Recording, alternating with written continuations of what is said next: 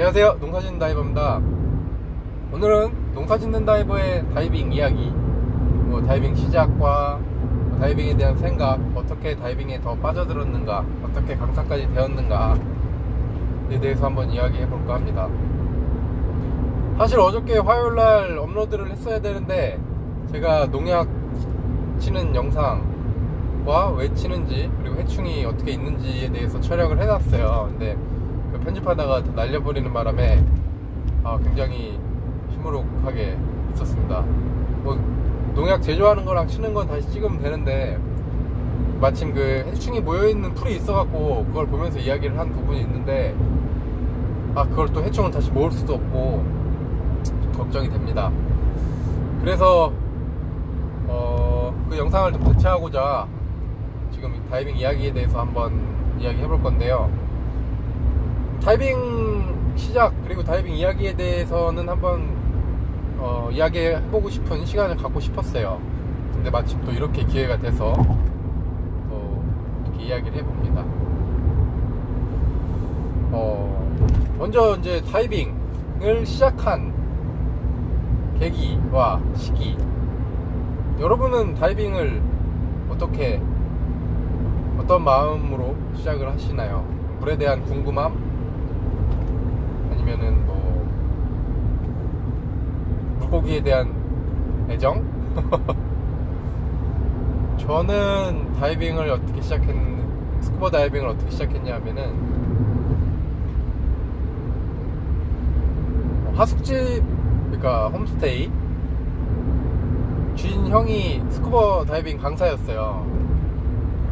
그런데 제가 이제 홈스테이비를 선불로 냈는데 사정이 생겨서 한 달을 먼저 빠져야 되는 상황이었는데, 마침 그 금액이 스쿠버 다이빙 교육 비용이랑 얼추 맞아 떨어져서 그렇게 다이빙을 시작했습니다. 물에 대한 호기심, 물고기에 대한, 해양에 대한 호기심, 이런 걸로 다이빙을 시작하셨을 줄 아는 분들 계실 텐데, 저는 그냥 하숙비와 다이빙 교육비가 맞아 떨어지는 바람에 얼떨결에 다이빙을 시작했습니다. 그때가 17년인가? 2017년? 아니다. 2007년. 그때가 2007년? 헷갈립니다. 지금 2019년이죠. 2007년 3월 19일인가 20일인가 그랬던 것 같아요. 왜 기억을 하냐면, 제가 2016년 12월에 영어 공부를 한다고 필리핀에 갔는데, 그리고 3개월 있다가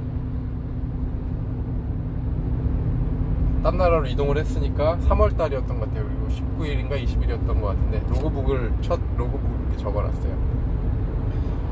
그래서 첫 다이빙은 필리핀 아닐라오, 그러니까 정확하게 하면 바우안, 지금 바우안 다이버 생츄어리 앞에 있는 그 릭보 피나클 포인트가 첫 다이빙 포인트예요.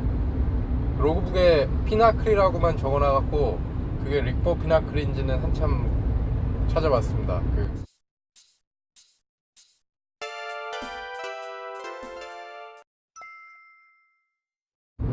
피나클만 적어놨는데 그것이 이제 릭보 피나클이었는지는 한참 뒤에 알았어요.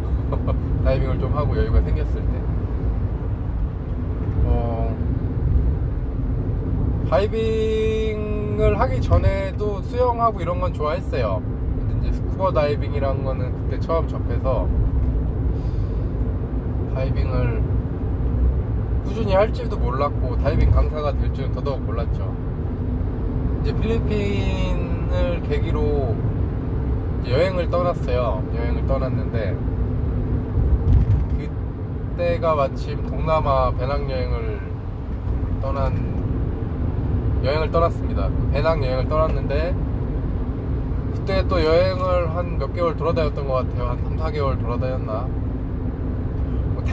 이제 필리핀에서 태국을 시작으로 태국, 라오스, 베트남, 캄보디아, 미얀마 구경까지 갔다 왔고, 그러면서 일단 그 태국에서 필리핀에서 다이빙을 시작하고 태국에서 본격적인 그 다이빙 마스터까지 활동을 시작했습니다. 태국에서 그러니까 필리핀에서 오픈워터, 태국에서 어드밴스, 레스큐, 다이빙 마스터 이렇게 했죠. 태국에 가면은 꽃다오라는 섬이 있어요. 뭐 다이빙 좋아하시는 분들은 한 번씩 들어보셨을 텐데, 꽃다오는 꽃, 섬, 따오, 거북이 섬이라는 그 필리핀이네 태국에 있는데, 거기서 이제 어드밴스 다이버를 교육을 받아야겠다 그래서 배낭여행 중에 이제 교육을 받으러 갔어요. 근데 그때 이제 다이빙에 이제 꽂혀버린 거죠. 흔히 말해서 막말로 꽂혀버렸어요. 물이 너무 편했고 또 같이 다이빙을 하는 사람들도 너무 좋았어요. 그러다 보니까 제가 거기서 강사까지 해야겠구나 라고 마음을 먹었어요. 그때 강사가 됐으면 또 달라졌을 수도 있는데, 그때는 다이브 마스터까지 했어요. 집에서 반대가 너무 심했기 때문에 다이브 마스터까지 했는데, 그때 다이빙을 알려주셨던 그 선생님들은 지금 패디 코스 디렉터가 되셨어요. 두 분이 계신데 참 저도 강사가 됐고, 그분들은 또 강사의 또 제일 윗부분이 코스 디렉터가 되셔서 참 그 소식을 들었을 때 기분이 좋더라고요. 저도. 그래서 이제 태국 꽃다오에서 어드밴스 다이버를 했어요. 그래서 했는데 거기는 다이빙 샵들도 많고 또 이 나라 저 나라 사람들도 많이 모이고 해서 다이빙 분위기가 필리핀이랑 많이 달랐어요. 그리고 지도해 주셨던 선생님들도 너무 감사히 이렇게 많은 걸 알려주셨고, 그러다 보니까 뭐 특별한 이유라기보다도 물의 친숙함, 그리고 물을 통해서 사람들 만나는 거, 뭐 그런 게 너무 자연스럽고 좋더라고요. 그래서 이제 어드밴스 다이버는 무난히 수료를 하고 레스큐 다이버를 진행을 했는데 아무것도 모르고 진행을 했어요. 힘들더라고요. 지난번에 레스큐 다이버에 대해서 알아보는 영상에서 제가 한숨을 쉬면서 레스큐 다이버부터는 자기 자신을 위한 게 아니라 이제 남을 조금 도우면서 하는 과정이라고 말씀을 드렸는데, 지금까지 따지고 보면 레스큐가 제일 힘들었고, 그 다음에 다이브 마스터가 될 때보다도 되고 나서가 이제 사람들이 다이브 마스터에 대한 기대감 때문에 뭐 다이빙을 갔을 때 뭐 리더의 자리에서 뭐 다이빙 인솔 하거나 아니면 뭐 브리핑 계획 짜주고, 그리고 뭐 가이딩을 했을 때에 오는 부담감, 이런 게 있었죠. 어쨌든 레스큐는 힘들게 교육을 마치고 바로 다이브 마스터 과정을 들어갔어요. 다이브 마스터 과정을 했을 때가 제가 했던 다이빙 중에서 제일 즐거웠던 시기였던 것 같아요. 2007년 한 6월, 7월이었던 것 같은데, 그때 다이브 마스터를 준비하는 동기들이 4명 있었어요. 그 중에 이제 한 친구는 제주도에서 다이빙 샵을 하고 있고, 또 나머지 분들은 다 각자 일을 하고 있는데 4명 중에 2명이 강사가 됐네요.